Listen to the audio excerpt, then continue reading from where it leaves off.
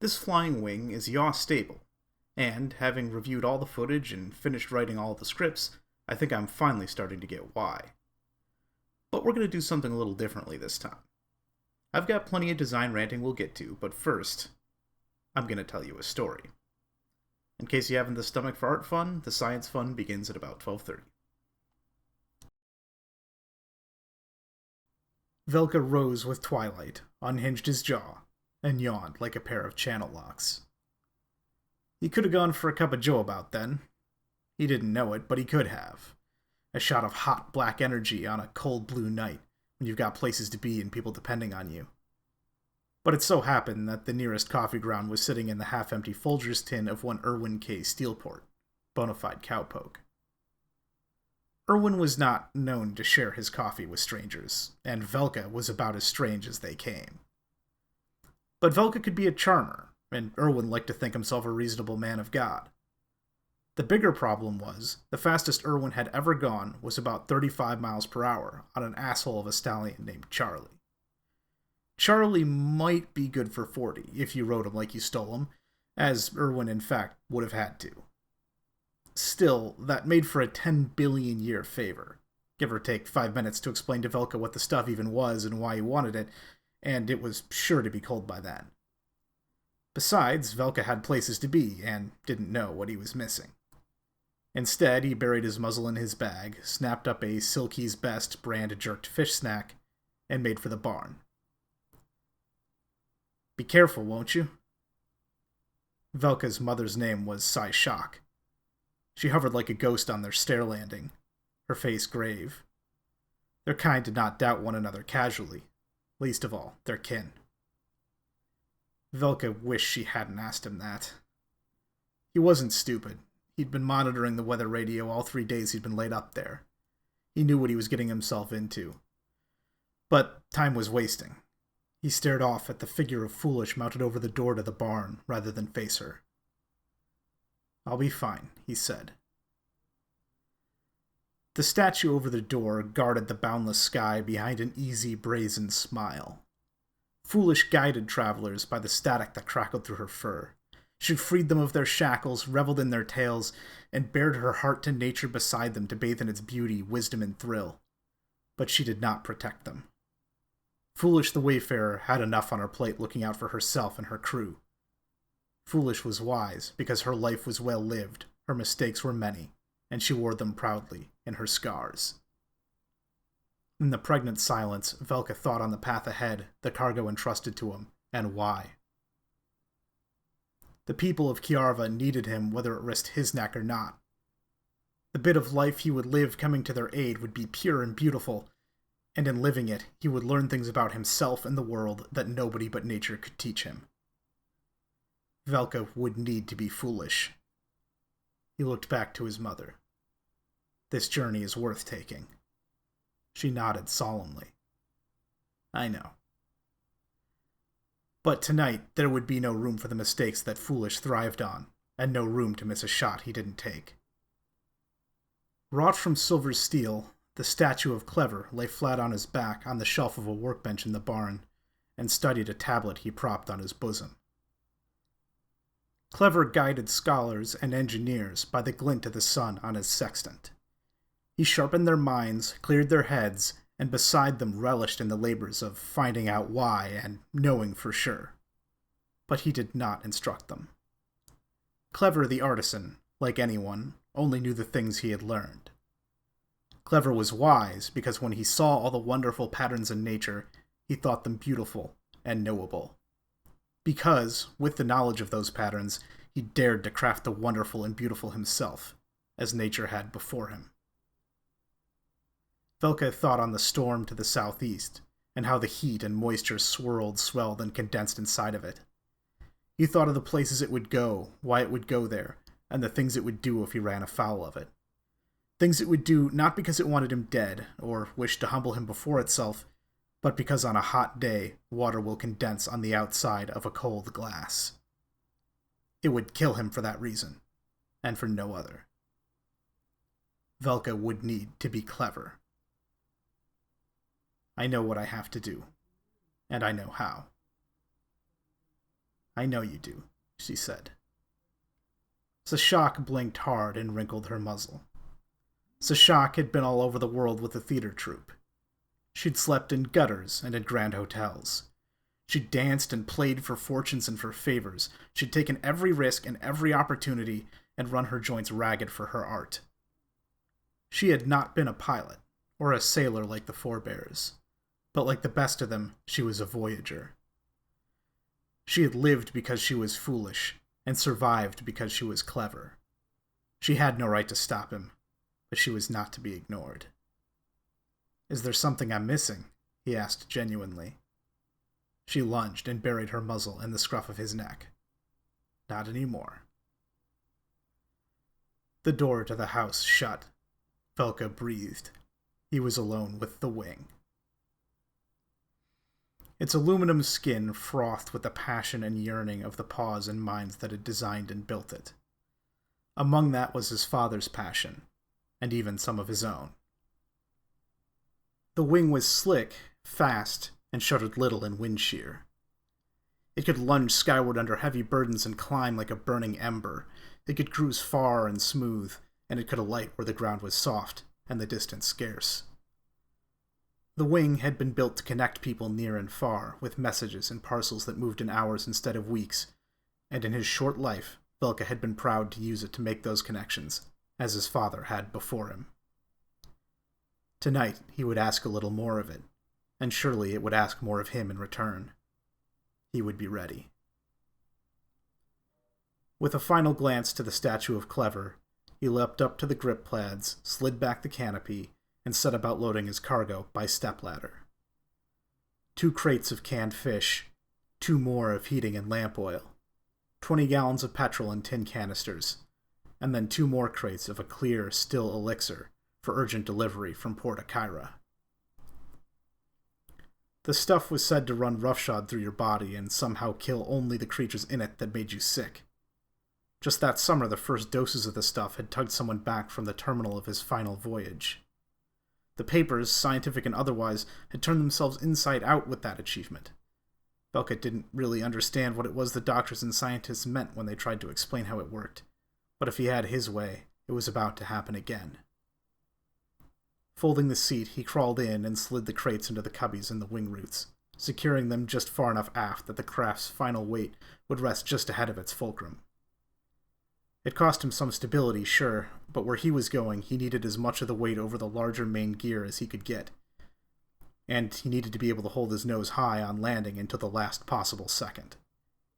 If he overran or dug the nose gear in the mud, he'd be as stranded as the rest of them. It was but one of the things that could go wrong. He leapt down from the skids, snatched a pulley in his jaws, and yanked. The barn doors rumbled open. The twilight beyond was deep and cold. Shafts of milky ring light shone through the breaking clouds like searchlight beams, and a tepid northwesterly wind whistled in the eaves. The worst of the storm had moved on from that little valley where the family ranch was nestled, leaving the sod spongy and the air thick with petrichor. If the reports were anything to go by, though, he wouldn't be so lucky the whole way. The front had moved south, but the word was it hadn't lost much energy. Fall was only just beginning to settle in, and the ocean, still jacuzzi warm just a few hundred miles south, nourished the storm just as it did the schools of delicious migratory fish on which the little harbor town of Kiarva staked its economy. The people of Kiarva were no stranger to weather. They were a hardy sort, and you could always tell them by the frizz and sea salt bleach of their fur. But even they were not invincible. The storm was only just beginning to wane, and already historians were calling it the most ferocious in that century. With a keen and careful weather eye, Velka could dodge the worst of it. But with the semaphore lines and high-watt transmitters long since down, it was tough to know anything for sure. The latest hearsay from volunteers and other shipping pilots put the wind speeds at over 40 knots and gusting. And that was 12 hours ago. There would be no getting around taking at least some portion of it to the chin. But food was low, fuel lower, and people were starting to get sick. 2 days back, a handful of pilots had made it in with their shipments and back out, if a little frazzled when they made landfall.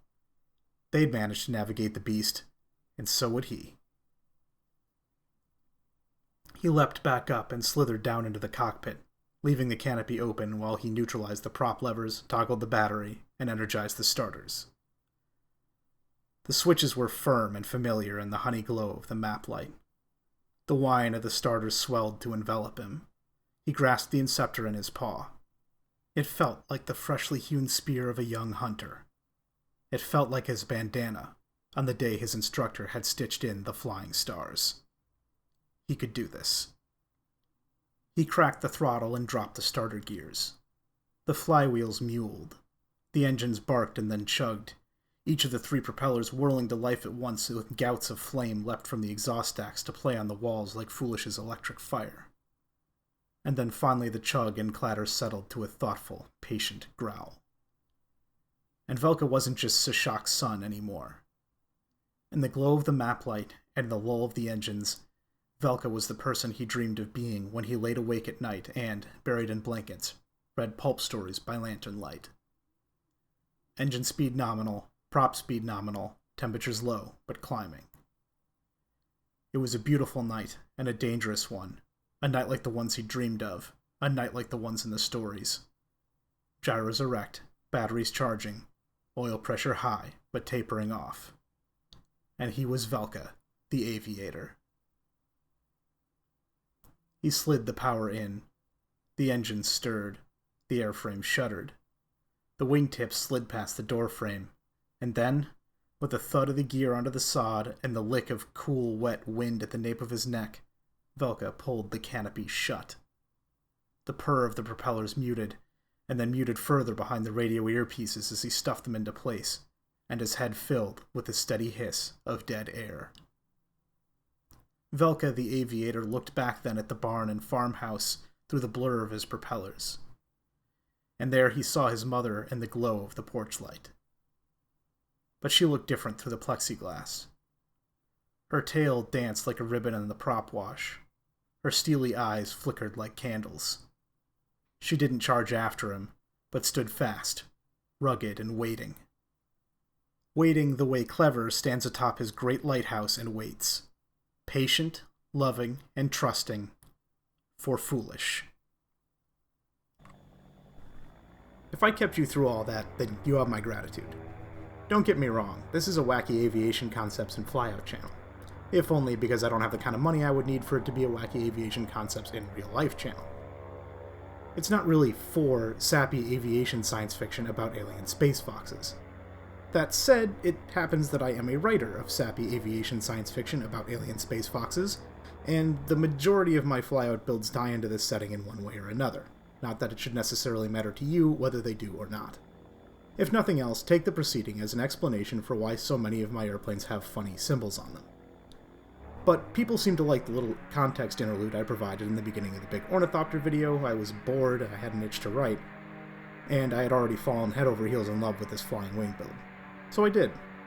Rest assured, if I keep doing this kind of thing, I'll spread it to a second channel, or at least clearly label it, so not make a habit of weaving into technical videos for those of you who would rather just hear me talk about P-Factor.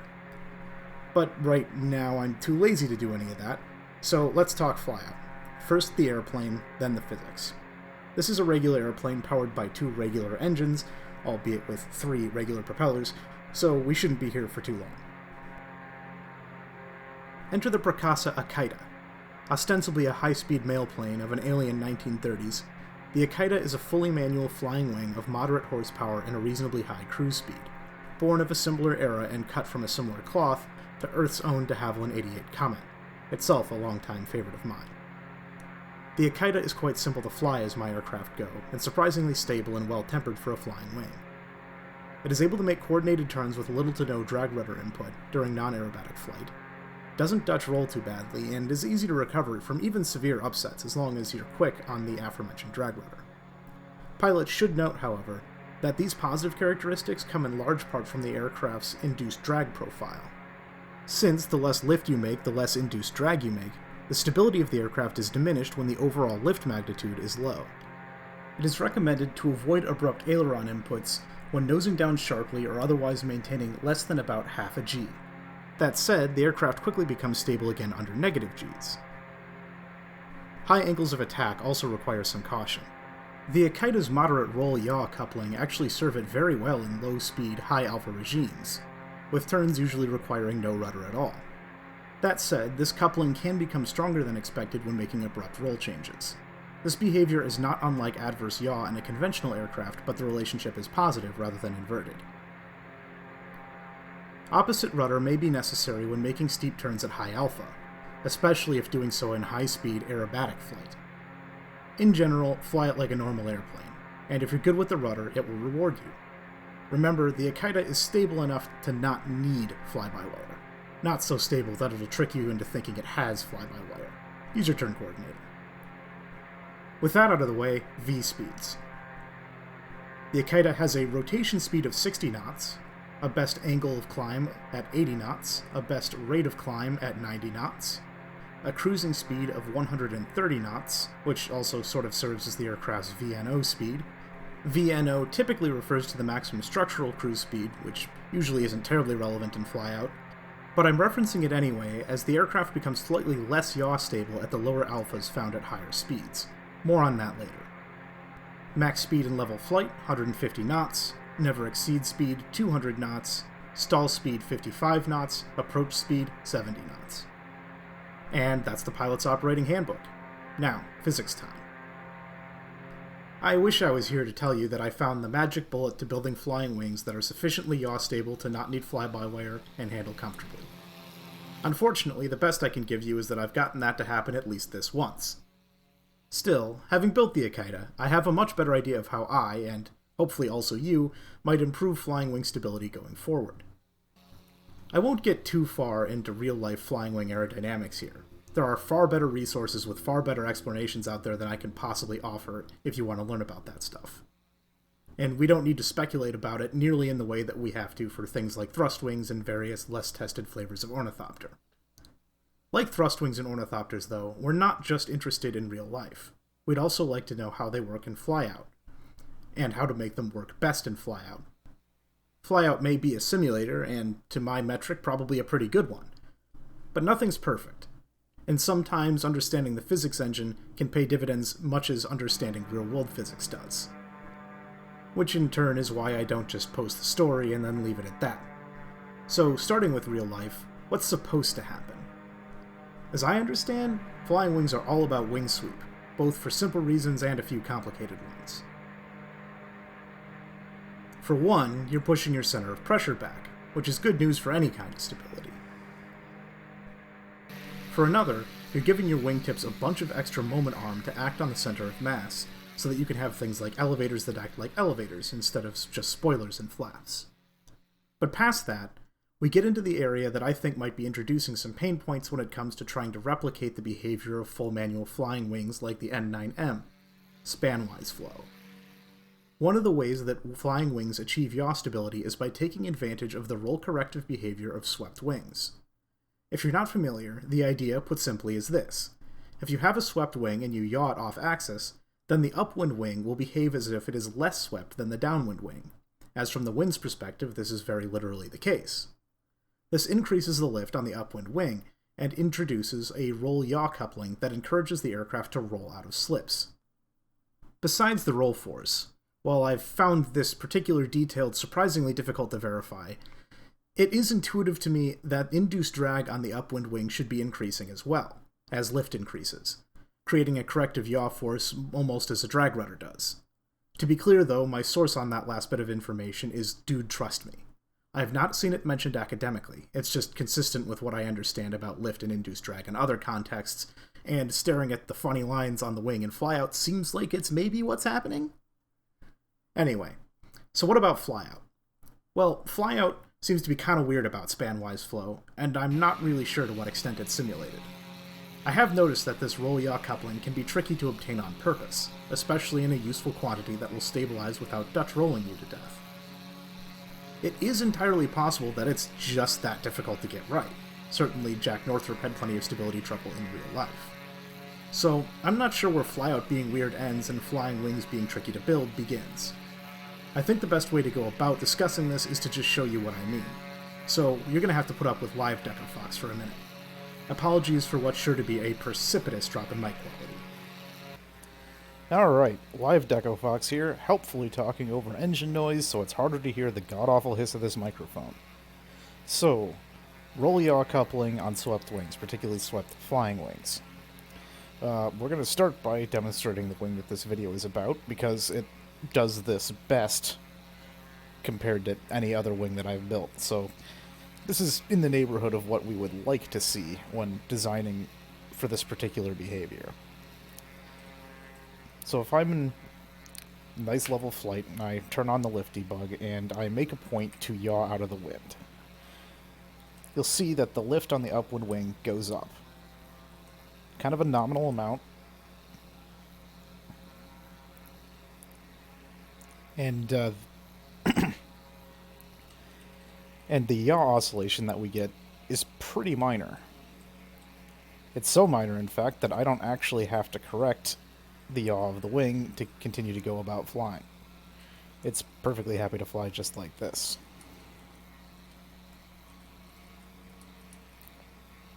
I'll do that again to maybe see it in better detail. In fact, I'll accelerate so we can see it from a higher speed. I have noticed that the quality of the effect is very dependent on the angle of attack. Or actually, less the angle of attack, it's dependent on the G-load. If the wing is under very little loading, it doesn't work very well, which does make sense to me anyway. So we yaw again. Yawing left, the lift goes up on the right wing, and we roll a little bit to the left wing. And things stabilize out. This is a pretty severe oscillation, so we'll manually dampen it. And I think the reason why it was so much more severe than the last one is because I am moving a lot faster, so for one, that was able to pull myself further off course with the drag rudder, and also, I think I'm sitting at a little bit lower of an alpha, which I do believe has something to do with it. Oh, and on the drag theory, difficult to verify, it does look to me like the upwind wing experiences more induced drag. And, like, feeling the airplane, that really feels like what's happening. You can see that the roll coupling is pretty slight. Much more slight than the corrective yaw force seems to be.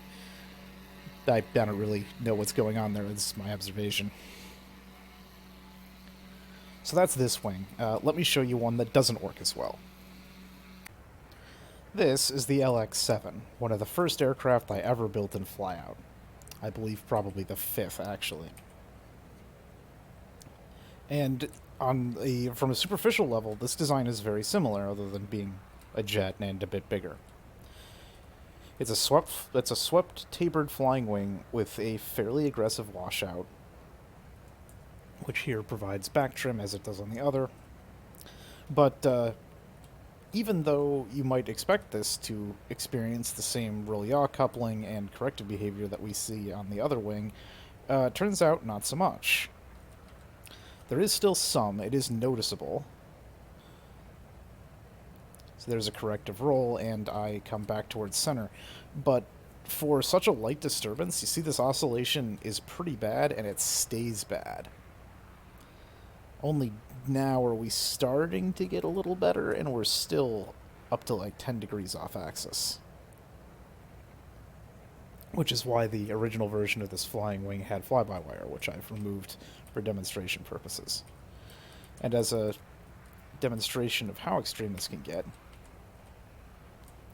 if I yaw all the way over, we'll just flip.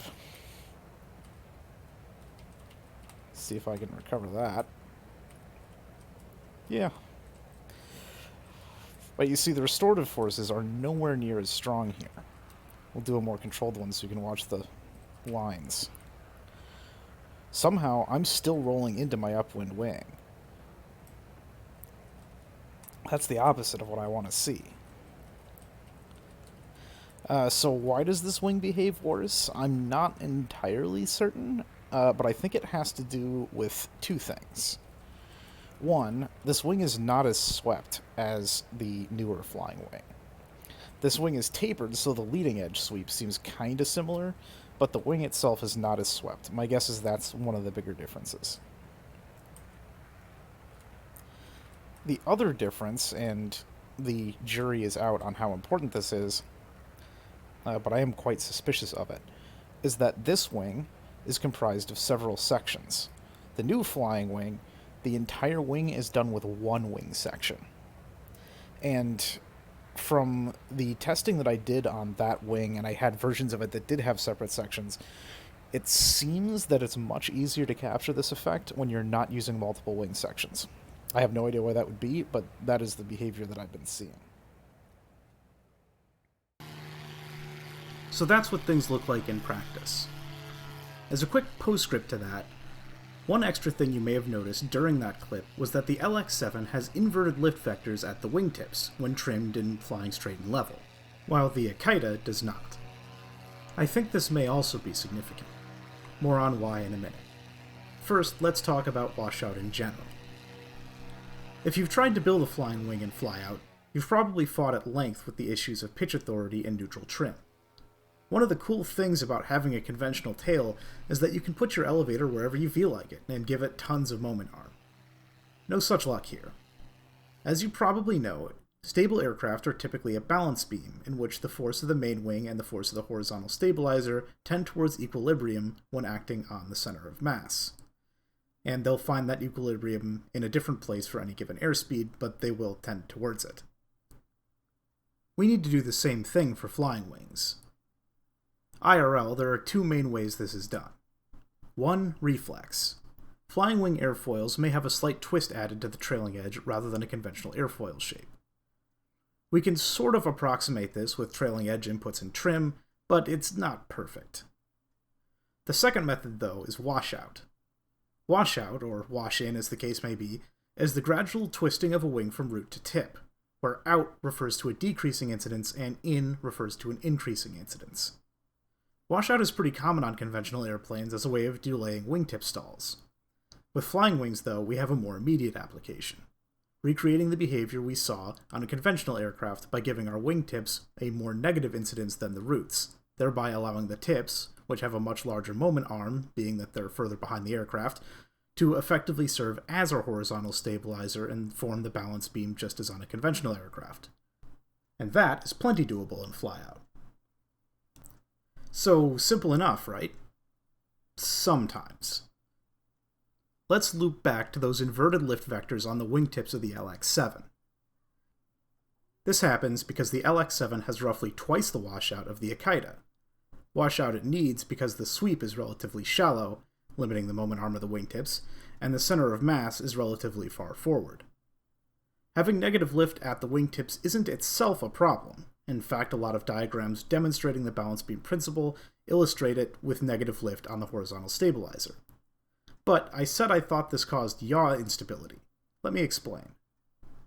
At the beginning, I mentioned that the wing sweep has the advantage of pushing the center of pressure backward. This is also true of the center of induced drag, and the further back our induced drag, the more yaw stability. But there is a problem. Induced drag is a function of lift, which is in turn a function of angle of attack. And we've got a ton of washout, which means the closer to the wingtip we get, the lower the angle of attack, reducing induced drag at the wingtips and pushing the center of induced drag forward again. Bad news. Consider the new flying wing, the Akita. It has a cruise angle of attack of roughly 2 degrees. It also has a washout of roughly 2 degrees. This means that the wingtips experience a cruise AOA of about 0, and produce almost no induced drag. Fortunately, the wing starts producing induced drag just a tiny bit inboard of the tips, and this proves enough for the overall center of induced drag to sit behind the center of mass and retain yaw stability. Now compare that with the LX7. The LX7 already had a shallower sweep, meaning the center of pressure would be starting further forward, and I went and made it worse by requiring so much washout. On the LX7, the wingtips have a significant negative AOA in cruise.